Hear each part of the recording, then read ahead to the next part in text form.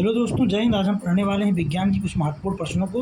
तो आइए देखते हैं दोस्तों। क्वेश्चन नंबर पहला क्या कह रहा है कि एक वस्तु 10 मीटर पर सेकंड की स्थिर गति से चल रही है।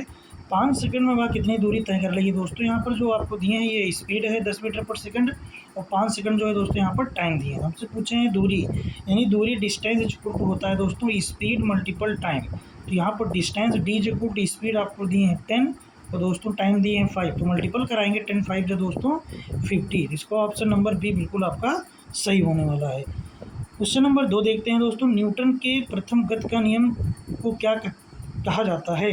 दोस्तों पहला ऑप्शन है जड़त्व का नियम, फिर दूसरा है बल बराबर द्रव्यमान गुणित त्वरण, या सी है क्रिया प्रतिक्रिया, डी है गुरुत्वाकर्षण। तो दोस्तों न्यूटन के प्रथम गति के नियम को हम लोग बोलते हैं जड़त्व का नियम, और जो दूसरा नियम है दोस्तों बी ऑप्शन में जो होगा ये एफ बराबर यम होता है, न्यूटन का द्वितीय नियम होता है, और क्रिया प्रतिक्रिया में न्यूटन का तीसरा नियम होता है, और ये गुरुत्वाकर्षण है। इसी के साथ हम चलते हैं दोस्तों क्वेश्चन नंबर 3 पर। क्वेश्चन नंबर 3 दोस्तों क्या कह रहा है, बहुत ही ध्यान से समझिएगा कि यदि कोई वस्तु विराम अवस्था में है तो उस पर नेट बल कितना होता है। कोई दोस्तों अगर स्टेबलिश अगर वस्तु है, इस पर नेट बल कितना होगा, यानी नपा बल कितना होगा टोटल। दोस्तों ऑप्शन है शून्य, धनात्मक, ऋणात्मक या अनंत। इस कंडीशन में दोस्तों अगर विराम की अवस्था में कोई वस्तु तो नेट बल उस पर हमेशा क्या होगा दोस्तों, शून्य होगा, यानी ऑप्शन नंबर पहला इसका बिल्कुल सही हो जाएगा। क्वेश्चन नंबर 4 देखते हैं। 5 किलोग्राम द्रव्यमान की वस्तु पर 10 न्यूटन का बल लगाया जाता है तो उसका त्वरण पूछ रहे हैं दोस्तों।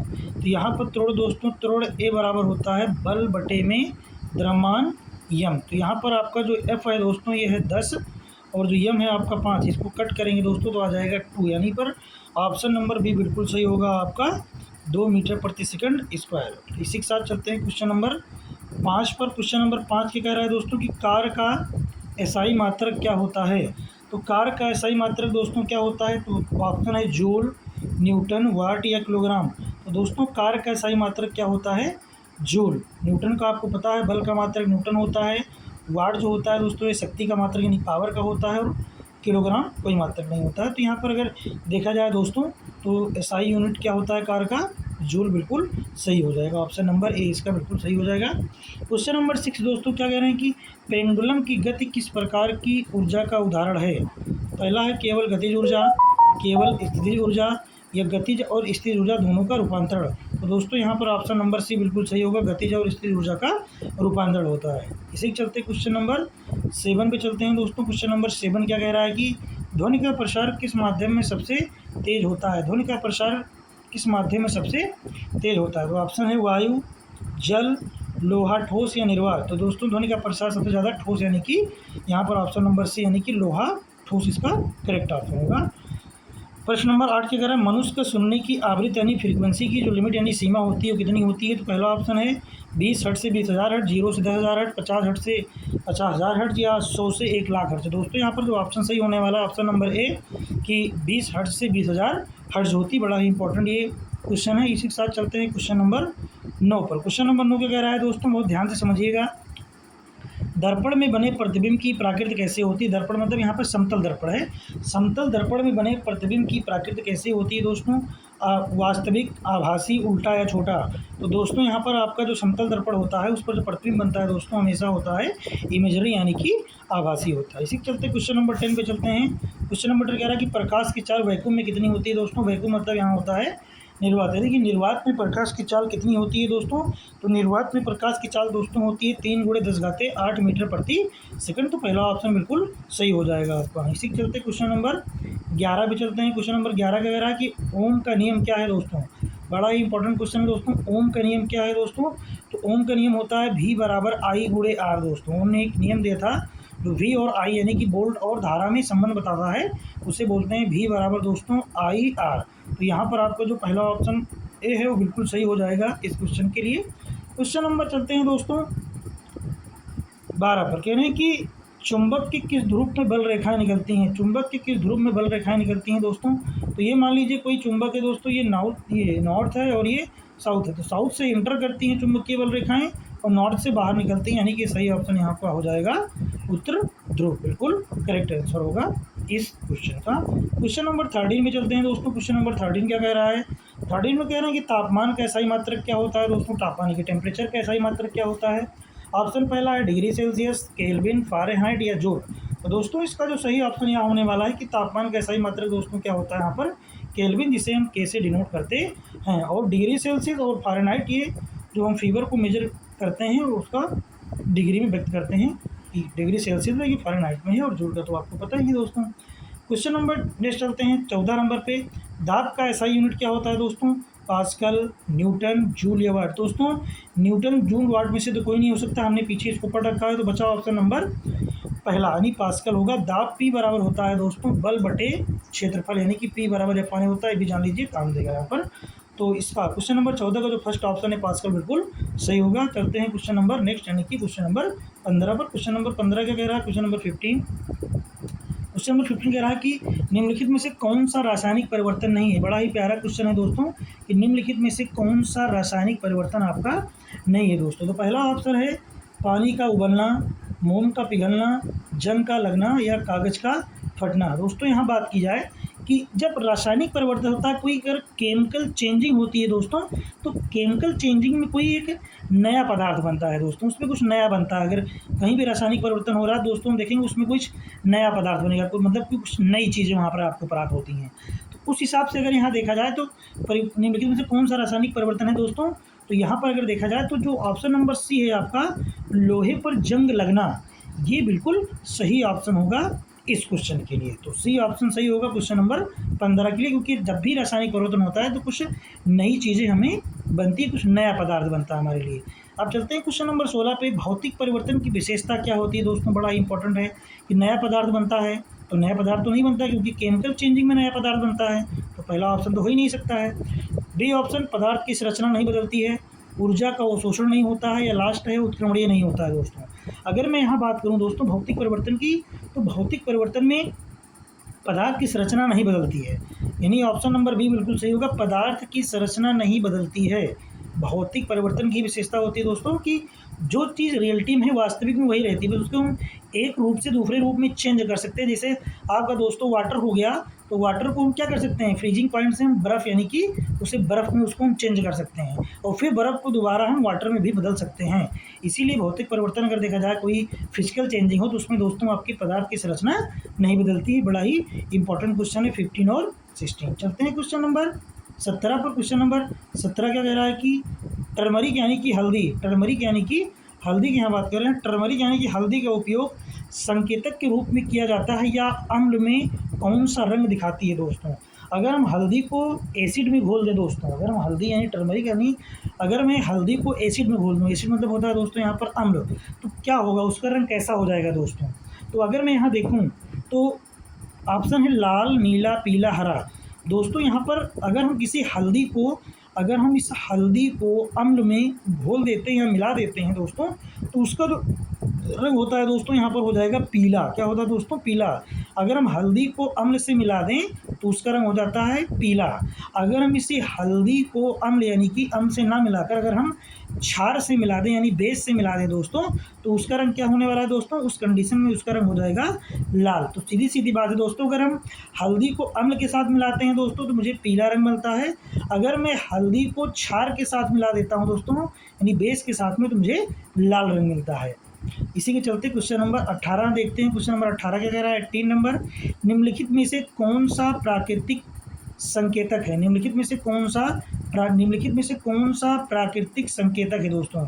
नेचुरल सिम्प्लाई कौन है? तो यहाँ पर पहला ऑप्शन दिए हैं आपको फिनोल्फथीन, मिथाइल ऑरेंज फिनोल्फथीन, मिथाइल ऑरेंज या लिटमस या हल्दी। तो बड़ा ही प्यारा क्वेश्चन है दोस्तों। यहाँ पर अगर मैं देखूँ यहाँ पर तो प्राकृतिक संकेत देता है दोस्तों, यहाँ पर आपका फिनोल्फथीन, मिथाइल ऑरेंज, लिटमस ये सब हम खुद ही बनाते हैं, तो बाई नेचर ये नहीं है दोस्तों। तो यहाँ पर अगर देखा जाए हल्दी, टर्मरिक, ये आपका एक प्राकृतिक संकेतन को दर्शाता है। इसे चलते हैं क्वेश्चन नंबर 19 पर चलते हैं दोस्तों। वीडियो लाइक आए तो इस पर लाइक बढ़ाइए, सब्सक्राइब कीजिए, दोस्तों को शेयर कीजिए। आइए देखते हैं क्वेश्चन नंबर 19 ये कहता है कि सोडियम हाइड्रोक्साइड यानी NaOH का स्वाद कैसा होता है? कभी चखा है दोस्तों आपने कि सोडियम हाइड्रोक्साइड NaOH का स्वाद कैसा होता है दोस्तों? तो अगर मैं देखूँ यहाँ पर तो खट्टा, मीठा, कड़वा और नमकीन। दोस्तों अगर मैं देखूँ तो NaOH जो होता है दोस्तों आपका ये होता है क्षार।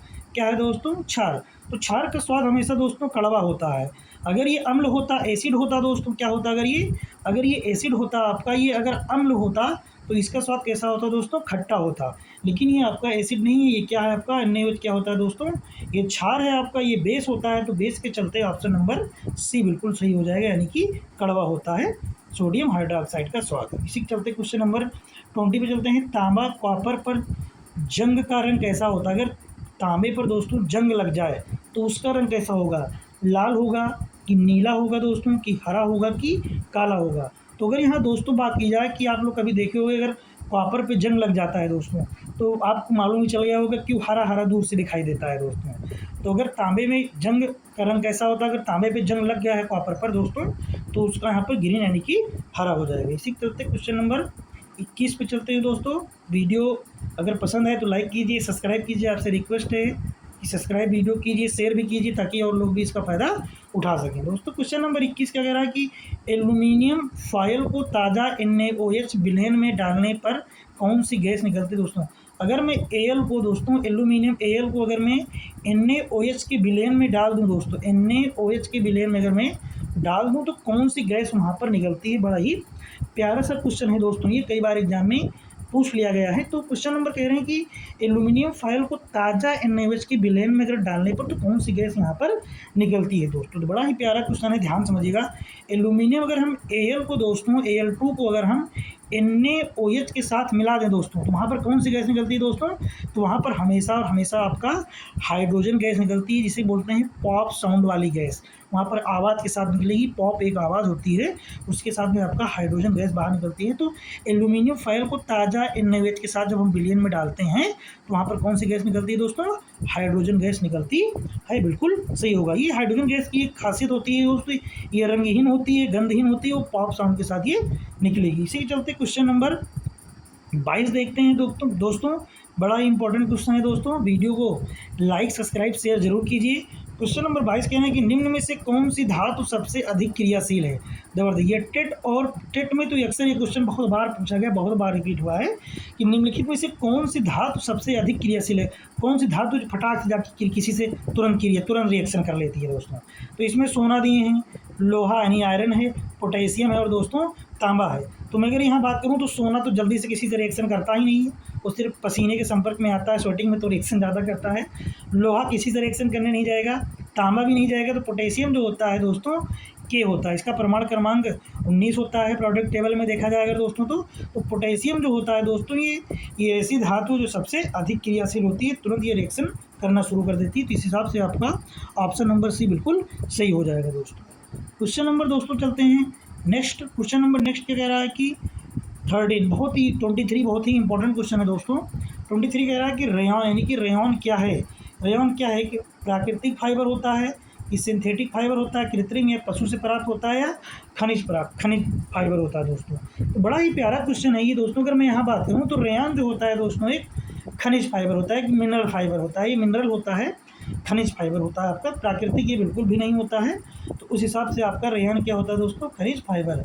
इसी के चलते हैं क्वेश्चन नंबर 24 पे। बड़ा ही प्यारा क्वेश्चन है। क्वेश्चन नंबर 24 का कह रहा है कि निम्नलिखित में से कौन सा यौगिक नहीं है दोस्तों? बड़ा ही इंपॉर्टेंट क्वेश्चन है। जल, नमक या हवा, अमोनिया। अगर मैं बात करूँ दोस्तों तो H2O दोस्तों, तो ये हाइड्रोजन और ऑक्सीजन से मिलकर H2O बना है दोस्तों, तो ये आपका यौगिक बिल्कुल है। नमक की बात करूँ दोस्तों तो नमक सोडियम और क्लोरीन Cl से मिलकर बना है दोस्तों, तो ये भी आपका यौगिक है दोस्तों। एल्यूमिनियम की बात करूँ, अमोनिया की बात करूँ NH3, तो ये भी आपका यौगिक है दोस्तों। जो हवा होती है आपका यौगिक नहीं होता, हवा जो है यौगिक आपका बिल्कुल भी यहाँ पर नहीं होता। हवा यौगिक नहीं तो है क्या? तो दोस्तों ये मिक्सचर है। हवा क्या है आपका दोस्तों? ये हवा आपका मिश्रण है, ये यौगिक बिल्कुल भी नहीं है। तो इसी के चलते क्वेश्चन नंबर 24 का सही ऑप्शन होगा दोस्तों, ये है आपका हवा होने वाला है यहाँ पर। क्वेश्चन नंबर 25 दोस्तों क्या कह रहा है? बड़ा ही इंपॉर्टेंट क्वेश्चन है। क्वेश्चन नंबर दोस्तों यहाँ 25 कह रहा है कि कार्बन डाइऑक्साइड CO2 की परीक्षा के लिए कौन सा परीक्षण किया जाता है दोस्तों? मतलब कि इसकी परीक्षा के लिए, इसको जांच करने के लिए कौन सा परीक्षण यहाँ पर किया जाता है? तो क्वेश्चन नंबर 25 कह रहा है कि कार्बन डाइऑक्साइड CO2 का परीक्षण के लिए कौन सा परीक्षा के लिए कौन सा परीक्षण किया जाता है दोस्तों? कह रहे हैं कि जलते हुए स्प्लेंडर में डालते हैं, या चूने के पानी से दूधिया हो जाता है, या पॉप साउंड होता है, या नीला लिटमस। दोस्तों यहाँ पर पॉप साउंड तो नहीं होगा क्योंकि पॉप साउंड हाइड्रोजन से बिलोंग करता है, तो ये तो ऑप्शन सी कट गया। नीला लिटमस भी नहीं होगा दोस्तों, ये भी कट गया। जलते हुए स्प्लेटर के साथ कभी भी नहीं हो सकता है दोस्तों ये। अगर मैं बात करूँ यहाँ दोस्तों, तो चूने के पानी से कैसा रंग हो जाता है? दूधिया। अगर मैं चूने के पानी में परीक्षण करने के लिए कार्बन डाइऑक्साइड डालूं दोस्तों, तो ये क्या हो जाता है? दूधिया हो जाता है दोस्तों यहाँ पर। और CO2 का बहुत सारा उपयोग है दोस्तों। CO2 क्या होता है? CO2 एक मानव द्वारा छोड़ा जाता है, और तो पेड़ पौधे होते हैं इसको क्या कर लेते हैं? अवशोषित कर लेते हैं, और बदले में हमें क्या देते हैं? O2 दे देते हैं दोस्तों, ये हो गया। और अगर कहीं अग्नि यानी कि फायर लग गया है, तो वहाँ पर जो अग्निशामक यंत्र होता है दोस्तों, आप लोग टंकी देखे होते हैं कहीं रखी रहती है, तो उसको आग बुझाने में जो होता है CO2 गैस का भी उपयोग किया जाता है दोस्तों। और जो नेक्स्ट चलते हैं दोस्तों, नेक्स्ट क्या कह रहा है आपका? क्वेश्चन नंबर 26 क्या कह रहा है दोस्तों? बड़ा ही इंपॉर्टेंट क्वेश्चन है दोस्तों। क्वेश्चन नंबर 26 कि जीवन की मूल इकाई क्या है? जीवन की एक मूल इकाई क्या होती है दोस्तों? बड़ा इंपॉर्टेंट है। ऊतक, अंग, कोशिका या अणु। तो दोस्तों आप लोग को पता होगा कि हम शुरू से पढ़ते चले आ रहे हैं कि हमारे जीवन की मूल इकाई क्या होती है दोस्तों। बड़ा ही प्यारा क्वेश्चन है ये। इसका आंसर हम बताने वाले नहीं, इसका आंसर आप लोग खुद ही ढूंढ के लेकर आइएगा कि जीवन की मूल इकाई क्या होती है। बता देंगे? उनको नहीं लगता आप लोग बताएंगे, चलिए मैं ही बता देता हूँ। तो यहाँ पर जीवन की मूल इकाई दोस्तों होती है कोशिका। क्या होता है दोस्तों? कोशिका। जीवन की मूल इकाई क्या होगी? यहाँ पर कोशिका होगी। इसी के चलते क्वेश्चन नंबर 27 में चलते हैं। कह रहे हैं कि प्रोकैरियोटिक कोशिका और यूकैरियोटिक कोशिका में मुख्य अंतर क्या होता है दोस्तों? तो इसमें ध्यान से अगर समझा जाए तो प्रोकैरियोटिक में नाभिक नहीं होता है दोस्तों, तो यूकैरियोटिक में झिल्ली युक्त अंग नहीं होते हैं, दोनों में क्लोरोप्लास्ट होते हैं, या प्रोकैरियोटिक में बड़ी होती है दोस्तों। यहाँ अगर मैं बात करूँ दोस्तों यहाँ पर कि प्रोकैरियोटिक में नाभिक दोस्तों आपका नहीं होता है, यानी कि प्रोकैरियोटिक आपका नाभिक नहीं होता। जैसे मैं इसका एग्जांपल अगर ले लूँ, तो मैं अगर बात करूँ यहाँ पर दोस्तों बैक्टीरिया की, तो बैक्टीरिया भी एक प्रकार का प्रोकैरियोटिक भी होता है, जिसमें नाभिक यानी कि इसका कोई सेंटर, कोई नाभिक इसका दोस्तों नहीं होता है। तो इस हिसाब से इसका जो ऑप्शन सही होगा, ऑप्शन नंबर ए बिल्कुल सही हो जाएगा। इसी के चलते दोस्तों हम चलते हैं अगले क्वेश्चन पर। क्वेश्चन नंबर 28 क्या कह रहा है दोस्तों? बड़ा ही इंपॉर्टेंट क्वेश्चन है दोस्तों, कई बार इसको एग्जाम में पूछा गया है दोस्तों। ये यूपी टेट सी टेट में रिपीटेड क्वेश्चन है दोस्तों। बड़ा ही इंपॉर्टेंट क्वेश्चन है कि कह रहे हैं कि अवायवीय श्वसन का अंतिम उत्पाद क्या होता है दोस्तों? अवायवीय श्वसन का अंतिम उत्पाद क्या होता है दोस्तों? तो शराब, कार्बन डाइऑक्साइड और ऊर्जा, या पायरुविक अम्ल और ऊर्जा, या कार्बन डाइऑक्साइड और जल, या कार्बन डाइऑक्साइड, पानी और ऊर्जा। तो दोस्तों इसमें जो पहला ऑप्शन है अवायवीय श्वसन का अंतिम उत्पाद क्या होता है दोस्तों? तो शराब या कार्बन डाइऑक्साइड और ऊर्जा होता है। तो बिल्कुल सही ऑप्शन नंबर ए हो जाएगा। क्वेश्चन नंबर 2 दोस्तों चलते हैं। क्वेश्चन नंबर 2 कह रहे हैं कि पौधों में प्रकाश संश्लेषण की प्रक्रिया में मुख्य रूप से कौन सी गैस भाग लेती है दोस्तों? बहुत ही इंपॉर्टेंट क्वेश्चन है दोस्तों कि जब प्रकाश संश्लेषण होता है तो उसमें मुख्य रूप से कौन सी गैस भाग लेती है, पार्टिसिपेट करती है दोस्तों? उसमें आपका ऑप्शन है ऑक्सीजन, कार्बन डाइऑक्साइड, नाइट्रोजन। तो बिल्कुल ऑप्शन ए जो बिल्कुल यहाँ पर सही हो जाएगा आपका, ऑप्शन नंबर ए ऑक्सीजन बिल्कुल सही होने वाला है इस क्वेश्चन का आंसर। इसी के साथ चलते हैं क्वेश्चन नंबर 30 पर। बड़ा ही इंपॉर्टेंट क्वेश्चन है। कह रहे हैं कि मानव शरीर में कितनी पसलियाँ यानी कितनी रिब्स पाए जाते हैं दोस्तों? मानव शरीर में कितने रिब्स पाए जाते हैं दोस्तों? 22 होते हैं कि 26 की, 24 की, 28? दोस्तों 12 जोड़ियाँ रिब्स पाई जाती हैं दोस्तों। कितना? 12 जोड़ियाँ। तो इस हिसाब से अगर हम 12 को 2 से मल्टीपल कर देंगे दोस्तों, तो 24 रिब्स यानी कि 24 पसलियाँ हमको यहाँ पर मिल जाएंगी दोस्तों। अगला क्वेश्चन है हीमोग्लोबिन क्या करता है? बहुत बढ़िया क्वेश्चन है दोस्तों। ब्लड में एक हीमोग्लोबिन पाया जाता है दोस्तों, लाल रंग का। तो हीमोग्लोबिन का काम क्या होता है? ब्लड में करता क्या है दोस्तों? हीमोग्लोबिन ब्लड में क्या करेगा दोस्तों? ऑक्सीजन का परिवहन, पाचन, उत्सर्जन या हड्डी का निर्माण। तो हीमोग्लोबिन हड्डी का निर्माण बिल्कुल भी नहीं कर सकता है, कोई मतलब ही नहीं। कैल्शियम का काम होता है वो सब। उत्सर्जन इसका दूर दूर तक कोई संबंध नहीं है। तो दोस्तों पाचन का भी इससे कोई संबंध नहीं है हीमोग्लोबिन का। पाचन के लिए तो आप लोग दही मट्ठा खा के पाचन कर लेते हैं, या हाजमोला खा लेते हैं, स्प्राइट पी लेते हैं। और यहाँ बात की जाए दोस्तों ऑक्सीजन का परिवहन मोस्ट इम्पॉर्टेंट है। हीमोग्लोबिन क्या करता है दोस्तों? ये खून यानी ब्लड से ऑक्सीजन को पहुँचाता है पूरे शरीर भर में। तो यहाँ पे हीमोग्लोबिन का काम क्या करता है दोस्तों? ऑक्सीजन का परिवहन करना। ऑप्शन ए बिल्कुल सही हो जाए। इसी के चलते हम चलते हैं क्वेश्चन नंबर 32 पर। बड़ा ही इंपॉर्टेंट क्वेश्चन है दोस्तों। 32 क्वेश्चन क्या कह रहा है यहाँ पर? देखते हैं ना कि निम्नलिखित में से मच्छरों से होने वाली रोगों का समूह चुनिए, यानी कि मच्छरों से कौन कौन सी बीमारियां होती हैं दोस्तों। इसमें बड़ा ही इंपॉर्टेंट है ये दोस्तों, मलेरिया, डेंगू, हैजा। तो मगर पहला ऑप्शन देखो दोस्तों, तो मलेरिया होता है, डेंगू होता है, लेकिन हैजा जो होता है ये आपका मच्छरों के कारण नहीं फैलता है दोस्तों, क्योंकि एक कम्युनिकेबल डिसीज़ होता है दोस्तों, जो एक लोगों से दूसरे लोगों में फैल सकता है। तो मलेरिया और डेंगू तो हो सकता है, लेकिन आपका हैजा बिल्कुल नहीं होगा। ऑप्शन बी देखो, मलेरिया, चिकनगुनिया, आर्द्र ज्वर, या अगला देखो डेंगू, मलेरिया है, चिकनगुनिया, या मलेरिया, हैजा, आर्द्र। तो ऑप्शन ए और डी तो बिल्कुल कट गया, क्योंकि हैजा तो हो ही नहीं सकता है। इतनी बात आपकी समझ में आ गई। अब इसी के चलते चलते हैं, इसको ध्यान से समझते हैं इसमें कौन सा होगा अगर इसको हम निकालें तो क्वेश्चन नंबर। तो ध्यान से समझना दोस्तों, ए कट गया, डी कट गया, बचा आपका डेंगू, मलेरिया, चिकनगुनिया या मलेरिया। तो आर्द्र ज्वर जो होता है दोस्तों, ये भी आपका मच्छरों के द्वारा बिल्कुल भी नहीं होता है दोस्तों। तो ऑप्शन सब छट गए। अब यहाँ पर बचा कौन सा, ऑप्शन नंबर सी बचा है दोस्तों, dengue, malaria, chikungunya. Dengue, malaria, chikungunya जो होता है दोस्तों, ये मच्छरों द्वारा काटे जाने पर होता है। इसी के चलते चलते हैं क्वेश्चन नंबर 33 पर। क्वेश्चन नंबर 33 क्या कह रहा है दोस्तों, बड़ा ही प्यारा क्वेश्चन कह रहे हैं, निम्नलिखित में से कौन सा एक खाद्य कवक होता है। तो इगेरिक्स या स्कोबुलस या एल्बुगो या पीथियम। दोस्तों यहाँ पर पहला ऑप्शन सही होगा, इगेरिक्स। इगेरिक्स को हम मशरूम भी कहते हैं दोस्तों, क्या बोलते हैं, मशरूम। तो इसमें कौन सा खाद्य कवक होता है जिसे हम खा सकते हैं, इन तीनों चीज़ों को नहीं खा सकते हैं, नहीं तो गड़बड़ हो जाएगा।